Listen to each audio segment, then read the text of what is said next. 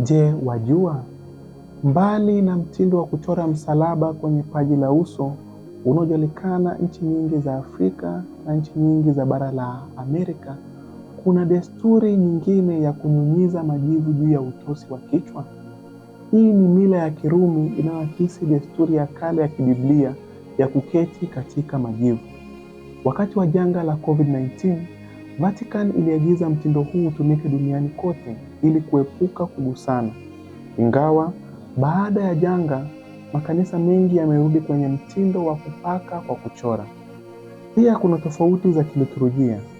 Kwa mfano, jimbo kama la Milano, Italia, ambapo Kwaresma huanza Jumapili inayofuata, hivyo majivu hupakwa siku hiyo na si Jumatano.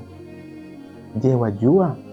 Kanisa linawaruhusu wasio wa Katoliki na hata waliotengwa na kanisa kupokea majivu, kwa sababu majivu si sakramenti bali ni kisakramenti, ishara takatifu.